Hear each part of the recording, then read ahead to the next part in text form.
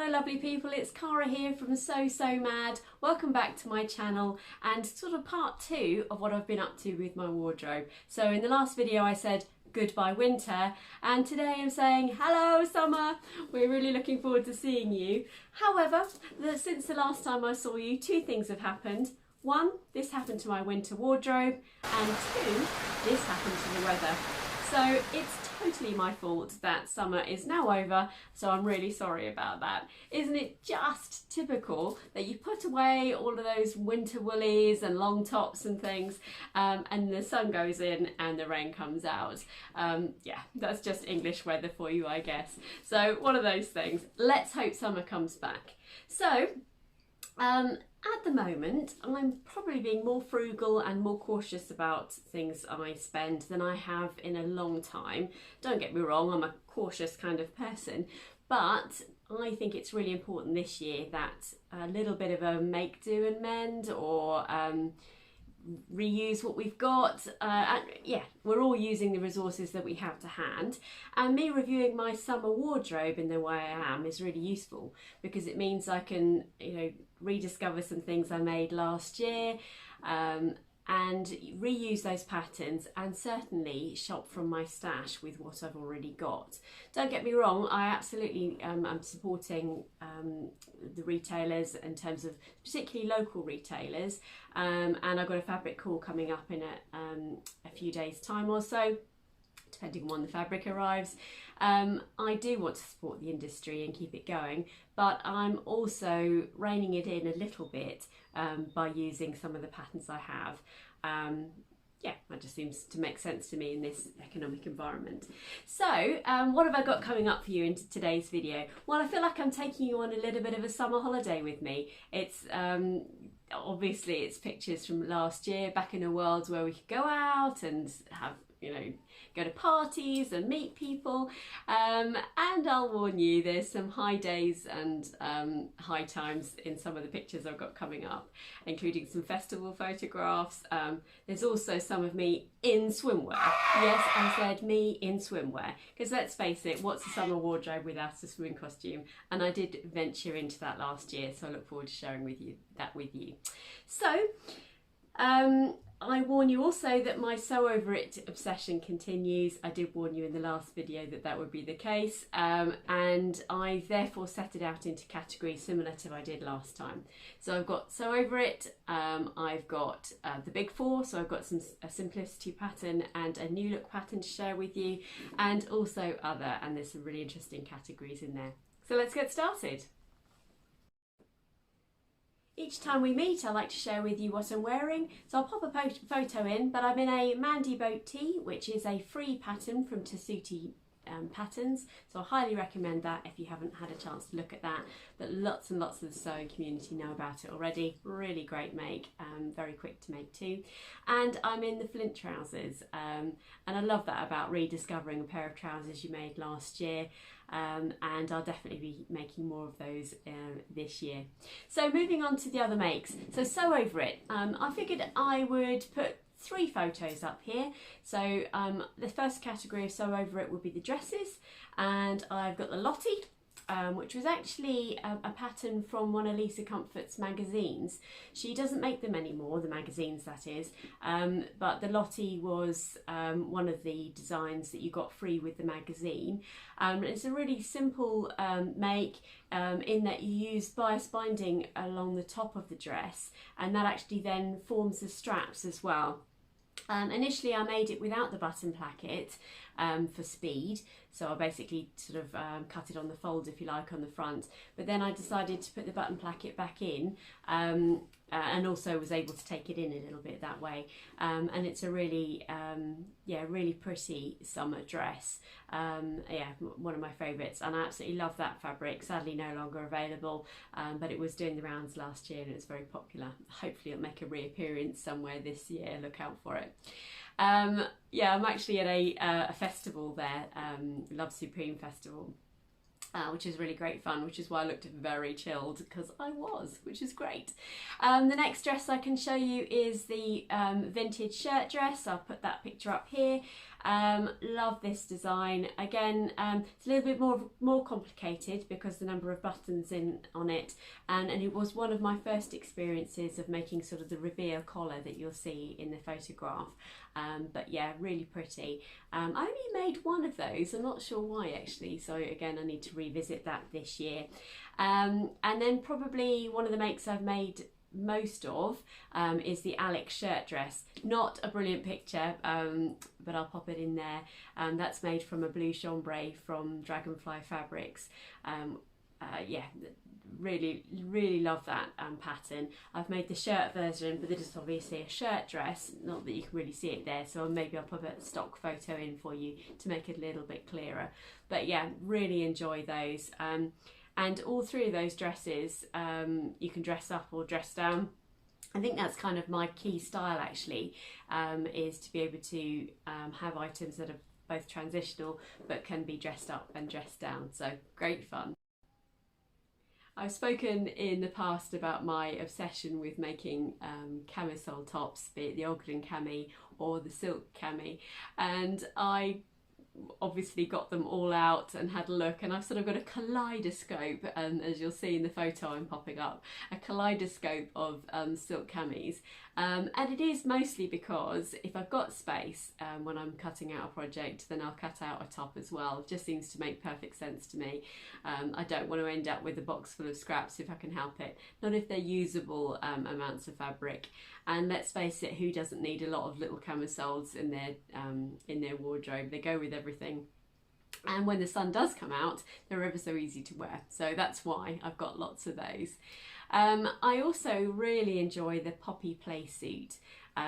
Actually, well, it's a poppy jumpsuit, so you can make that in either with full length legs or shorts. And I think it's the shorts version I'm showing you here.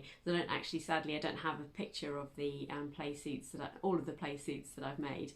I wasn't always going to be a YouTuber, I suppose, so I haven't always taken pictures of everything I made. But I look forward to sharing some new makes with you over the summer. With regard to the big four sewing patterns, and what I mean when I say big four is Simplicity, New Look, Vogue, Burda, for example, amongst many. But I've only got two patterns I want to share with you today. So that's the Simplicity K8610, I believe that's correct. That's a jumpsuit, and I was actually trying to emulate a Boden jumpsuit I've seen. I absolutely love getting the Boden catalogue. I can't say I buy very much out of it, but I do use it as a great source of inspiration. So some fabulous designs in there. So here was the Boden version of a jumpsuit, and this is how I replicated it. Not quite the same, obviously, but I like the style lines of it. And then the other big four jumpsuit I made last year, and I made lots of these, although sadly I don't have pictures of them all, or even have some of them left in my wardrobe because they're literally worn out, is the New Look 6446. And if you were to Google that and look over the videos or the hashtags of that jumpsuit, you'd see that in many different styles. It's a lovely jumpsuit, although I have to confess I do have to do a lot of tweaking to that pattern to make it fit me, but that might say more about my sewing journey than it does, definitely says more about the sewing journey than it does the pattern. Nothing wrong with the pattern, I just had a lot to learn when it came to fit on that particular jumpsuit, but I do really enjoy it. As we move into the other category, I want to share with you in a little bit more detail about some of the makes I've made. And well, let's face it, no video of mine, it seems at the moment, would be complete without a Tilly in the Buttons pattern. So unusual for Tilly to sit in another category for me, but actually it seems to be that winter makes is the way I go with Tilly, and sew over it is the way I go with summer. So Tilly in the Buttons, this will come as no surprise, the Bettine dress, very popular in the sewing community, and again one of the first dresses, or first summer dresses I made. I really love that strawberry fabric. You can't see it, you can't see the level of detail, but it's a beautiful cotton lawn that I treated myself to from Dragonfly Fabrics a couple of years ago. Yeah, I totally recommend sewing with cotton lawn. It's like sewing with butter. Yeah, it's so silky and just so friendly to sew with. Yeah, you'll absolutely love it, so go for it if you haven't had a chance to do that already. I've got the pattern sitting down on my lap here if you think I'm looking down. The next pattern that I wanted to feature was the Lola dress. And this actually came, I don't know if you can see that a little bit closer, this actually came with the Simply Sewing magazine. Now when I first started out in sewing, I used to buy the magazines a lot, so Simply Sewing, I can't think of the name of any of the magazines I used to buy, but I don't buy magazines anymore, mostly because I moved into the indie pattern designer world, and obviously they don't make magazines with the exception of Lisa Comfort, who's not doing that anymore. But I found that I really quickly accumulated this stash of patterns that didn't really suit my style, and the reason I bought the magazine is because just desire to sort of crack on and make some things. However, the Simply Sewing magazine did suit my style for the majority of the time, and so I have got some patterns in my stash, but not many, and I don't buy the magazines anymore. I mostly buy indie, as I said. So the Lola pattern, I love this pattern, and you can get these patterns. Lots of people sell them through eBay. They quite often come up on pattern swaps and things, so I would encourage you to look out for them because they are very user friendly. One tip would be though that quite often the pattern doesn't have the instructions. The pattern has the pattern pieces in it obviously, but the instructions sometimes are in the magazine, so if you're thinking about buying them on eBay or something, that's just something to look out for. But I love this Lola dress, and again it's a fabric that I got from Dragonfly Fabrics. It's actually a viscose of theirs, sadly no longer available, but it's the style of the pattern I want to show you more than the fabric itself. And I actually wore that to one of my good friends' wedding last year, which is just a lovely occasion. It was great. I take you to Kefalonia with me in this next picture, and it features a red linen dress. Both the pattern and the fabric themselves are from Merchant Mills, who are based in Rye in East Sussex. Beautiful shop, and they've got a wonderful website and things, and they do specialise in linen, so I was very fortunate to be able to go to their shop and actually choose this fabric in person. Absolutely always wanted to make a linen dress, and this linen is very user friendly, doesn't crease too much, and it's got a good structure to it. If I can, I will link below to a similar style of linen. At least I'll put the link below for Merchant Mills because I highly recommend them if you're looking to buy linen this year. But the Geo top and dress, it's a really unusual design. It's sort of got an asymmetric shoulder, one thicker strap and one thinner strap. Both straps are obviously sort of bra strap friendly, which I always quite like in a design. And yeah, just really love that, and I see that picture and it really brings back some beautiful memories for me. I would like to make some of the top version this year, as the pattern itself comes together really quickly and the instructions are very comprehensive from Merchant Mills, so I really enjoy that one. It's great fun. Also sticking with it, sort of an indie theme if you like, I made last year I made a number of the beach pyjamas from Now and Then. I'll pop a picture of me wearing these, and actually it's incredibly similar, or the precursor if you like, in many ways to the Zadie jumpsuit that was so popular last year, and I think its popularity will continue this year. The beach pyjamas themselves are probably have a wider leg, I think, and a longer leg, but the style of the sort of the wrap round and tie at the back is very similar to the Zadie jumpsuit. Kittenish Behaviour also, I think she did a sew along actually for the beach pyjamas. The pieces themselves, if you just bear with me whilst I get the pattern out. Yeah, you actually end up with some enormous pattern pieces. I'm going to show you here. These pattern pieces are huge, and they are actually the whole length of the beach pyjama itself. But it does mean that the make comes together really quickly, and it's actually the edging is completed with a bias binding, and you can use a self bias binding, or you create it yourself from the fabric, or you can use a shop bought binding. Now I actually use shop bought binding in both of the examples that I'll show you pictures on, and that's because they were both quite stretchy fabrics. The viscose creases a lot as well, actually. The red and white and black play suit that I'll show you there, that creases a great deal, and just for speed also I used the black bias binding in both cases. But I absolutely love that design, and I just love it when, like with dress or a jumpsuit, you get an outfit in one straight off, no fussing, and yeah, really beautiful makes. I love both of those products. I then move into a slightly different category in trousers, and this pattern I'm going to share with you will appear in many of my future videos, I'm sure, and it is the Sunny Day, just going to get it out of this packet, Sunny Day trousers, and this is from Victor Maison. As me saying I don't buy magazines, I haven't bought any recently, but if you've never heard of Victor Maison, their magazine is really good.